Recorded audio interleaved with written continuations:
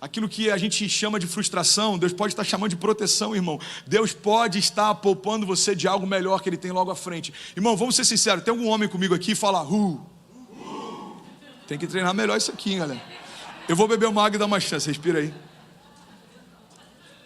Tem algum homem comigo aqui e fala, melhorou. Você tem que fazer um culto de homens, inclusive, hein? Pai, Leandro, bota na agenda. Quantos acham que é uma boa um culto de homens aqui?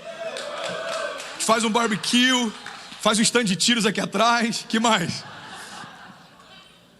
A gente troca óleo de carro. Aqueles caras bem roots. Vamos fazer o quê? Vamos trocar óleo do carro. Ai, Jesus, é muito bom essa igreja. O que eu estava falando mesmo? Ninguém sabe, eu que ia começar a falar, né? Amém, eu recebo. Mas era uma outra... lembrei. Peraí que eu esqueci, juro.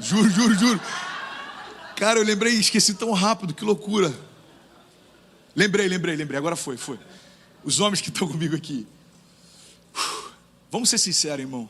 Agora é a hora de você fazer bonito, porque se a sua esposa estiver do lado, você não pode deixar margem para dúvida, ok? Vamos ser sinceros.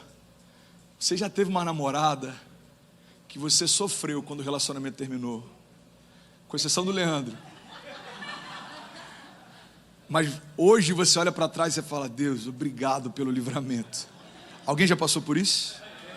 Reza a lenda, isso é uma história que minha mãe conta, não sei se é real, mas o meu pai sempre concorda quando ela conta. Que tem uma namorada do meu pai, que quando eles viram anos depois, minha mãe até encheu o peito e falou assim, Você está entendendo ou não? Só que naquele momento, cara, é tudo que eu quero, ela que eu quero, pelo amor de Deus, ela que eu quero. 10 anos depois, a menina virou hipster, tá tomando chá de cogumelo. Você fala, mano do céu, que livramento que Deus me deu. Então tem coisas que Deus está soprando no seu ouvido, falando assim, não é para você, ou não é agora, ou não é para esse tempo, ou não é desse jeito. O problema é que às vezes a gente pede para que a vontade de Deus seja feita, desde que a vontade dele seja a nossa. Deus, eu quero a tua vontade, desde que ela seja idêntica à minha. Às vezes a gente tenta pegar alguns atalhos, irmão. O problema de viver em busca de atalhos é que a gente se perde no caminho. Eu não vou ser hipócrita de dizer que a gente não pega um ou outro atalho. A gente pega atalhos. Eu como escondido à noite às vezes para que a Zinha não vê. Estou confessando publicamente aqui. A gente pega alguns atalhos, mas viver de atalhos vai fazer você se perder no caminho.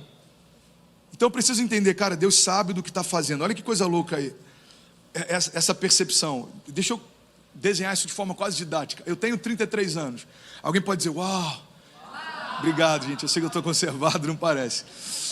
Eu tenho 33 anos e eu devo ter uns 30 anos de consciência. Porque quando eu era menor eu não lembro de muita coisa. Mas vamos imaginar que eu tenha 30 anos de consciência. Então eu tenho 30 anos de consciência de mundo. De tempo, de espaço, de perspectivas. E olha que loucura. Nesses 30 anos que eu tenho acesso à imaginação. Ou seja, eu imagino como vai ser o futuro. E eu tenho acesso a lembranças. Eu lembro do que aconteceu no passado. O sangue de Jesus tem poder. Queima esse som, Jesus. Fusível queimado agora. Deve ser algum gringo, com certeza algum gringo passando. Alguns entenderam a piada. Seguinte, Seguinte, pessoal. Eu não posso esquecer o que eu estava falando de novo. Tá, eu tenho 30 anos de consciência de tempo, espaço, eu tenho imaginação a respeito do futuro e eu tenho algumas memórias a respeito do passado. Mas eu não sei o que vai acontecer no ano que vem. Eu posso projetar, eu posso declarar, eu posso imaginar, mas você percebe que isso é só uma consciência a respeito do que eu acredito que vai acontecer, mas eu não sei o que de fato vai acontecer. Agora, eu sirvo a um Deus que sabe o que aconteceu, sabe o que está acontecendo e sabe o que vai acontecer. E ainda assim, às vezes sem perceber, a gente insiste em acreditar que sabe o que é melhor do que aquele que passeia na eternidade. Para pensar, eu tenho 30 anos de consciência. Ele desenhou a história, ele definiu o tempo, ele pariu a eternidade, irmão. Deus não nasceu da eternidade, ele pariu a eternidade. Ele passeia na eternidade passada, no futuro. Ele sabe de todas as coisas, em todo tempo, em toda estação. E ainda assim, às vezes a gente com 30, 40, 50 anos quer teimar com Deus, que a gente sabe o que é melhor pra gente, irmão. A gente não sabe o que vai acontecer no dia seguinte. Então a gente precisa ressignificar quem é Deus e o que Ele pode. Como lidar com portas fechadas, entendendo que toda porta que Deus fecha é uma bênção, irmão, é um deleite. Eu não posso espernear, eu preciso agradecer. Entendendo que toda porta que Deus abre, pode todo mundo se levantar contra, mas não há como fechar aquilo que o próprio Deus abriu. Você está comigo? Diga amém. Tentaram parar José, Deus mandou chamar José. Tentaram esconder Davi, Deus mandou chamar Davi. Tentaram parar Moisés, Deus mandou chamar Moisés. Tentaram matar Jesus, irmão. No terceiro dia Deus mandou chamar Jesus. Pode ter alguém ou alguma situação tentando parar você. Eu vim só te lembrar que Deus continua chamando você. Então a gente tem que definir para onde a gente olha. Se a gente está olhando para quem tenta parar, ou se a gente está com o nosso olhar fixo em quem está chamando a gente. Existem coisas novas sendo geradas por Deus todos os dias. Veja, eu estou fazendo uma coisa nova, diz o Senhor. Vocês não percebem? Gerando fontes em meio a desertos, gerando provisão em meio à falta, gerando luz em meio à escuridão, gerando cura em meio à doença, gerando vida em meio à morte. Isso é quem Ele é, irmão. Não é o que Ele faz, é quem Ele é. O problema é que às vezes a gente para ficar olhando para quem quer parar a gente, quando a gente deveria estar olhando para quem chamou a gente. Irmão, podem tentar te calar, mas ninguém cala quem Deus deu voz. Podem tentar te parar, mas ninguém para quem o próprio Deus chamou. Isso não é positivismo, isso é fé. Cada herói da fé tentaram parar de alguma forma. Tentaram calar Daniel no meio da Babilônia. Tentaram calar aqueles homens dentro da fornalha. Cada herói da fé. Sabe o que é interessante? A gente olha para alguns deles e a gente percebe que enquanto estava acontecendo não fazia sentido, mas depois que aconteceu ninguém entendeu nada. Sabe aquela história de eu só acredito vendo e quando eu vi não acreditei? Lembra do endemoniado gadareno? Ninguém entendeu nada, mano. Imagina a pessoa que viu ele pela última vez endemoniado, viu dias depois, o cara se tornou um evangelista, está pregando numa Decápolis. Mano, você lembra do endemoniado gadareno? Lembro. Está pregando. Sério. Está na Hillsong Conference esse mês. O cara é um fenômeno, está pregando em 10 cidades, se tornou um testemunho vivo. Você imagina o que pensaram? Irmão, olha para cá. Você imagina o que pensaram quando viram Noé depois do dilúvio? Sabe o que pensaram? Nada.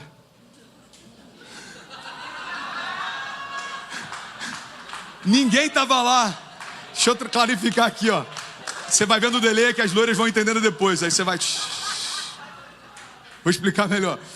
O que pensaram quando viram Noé depois do dilúvio? Nada. Ninguém estava lá.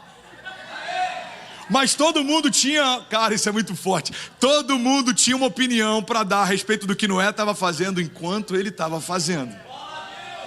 Mas ninguém tinha uma opinião mais para dar em relação ao que Noé fez depois que Deus começou a fazer. Então está aqui Noé fazendo. O que você está fazendo? Uma arca. Mano, deixa de ser estúpido. Está tendo uma crise de riso. Hã? Entendeu agora, né? Então, deixa eu desenhar, Lê.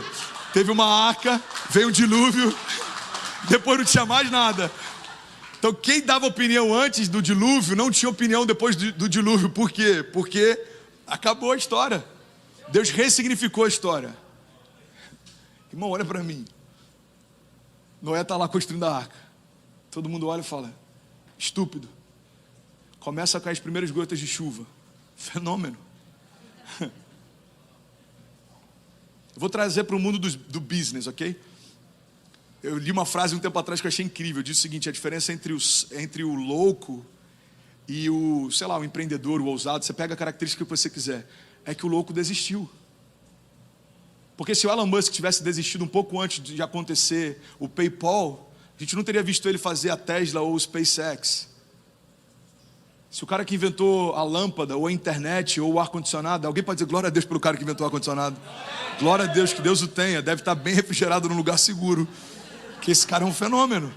Mas talvez quando ele estava tentando descobrir, foi considerado como louco. E assim foram nós da fé. Davi era um entregador de marmita, irmão. Davi trabalhava no Uber Eats, estava levando comida para os irmãos. Era isso que ele estava fazendo. A Bíblia diz que ele estava levando, se eu não me engano, queijo para os irmãos que estavam na guerra. Davi não estava alistado. Não, é sério. Davi não estava alistado. Davi não estava na rota daquele dia. Davi não foi nem intimidado pelo gigante. Davi ouviu o gigante intimidando o exército. Então entende uma coisa, irmão. A gente precisa entender que existem algumas coisas que enquanto estão acontecendo, você é improvável, as pessoas podem ridicularizar você, ninguém vai acreditar em você.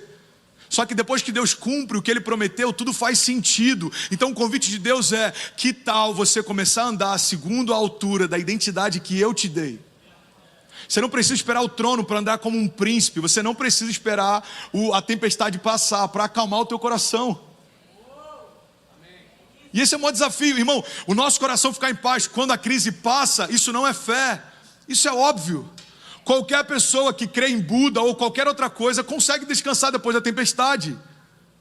E nada contra religiões, vocês nunca me viram pregando contra, mas se você pegar qualquer pessoa, ateu, ou que crê em qualquer outra coisa, consegue acreditar que está tudo bem quando a doença passa, quando a crise passa, quando a tempestade passa, quando o gigante passa, quando... Agora, fé é tratar aquilo que não é como se já fosse. Fé é trazer à existência aquilo que ainda não existe. Você está comigo? Diga amém. Amém. Toda porta que...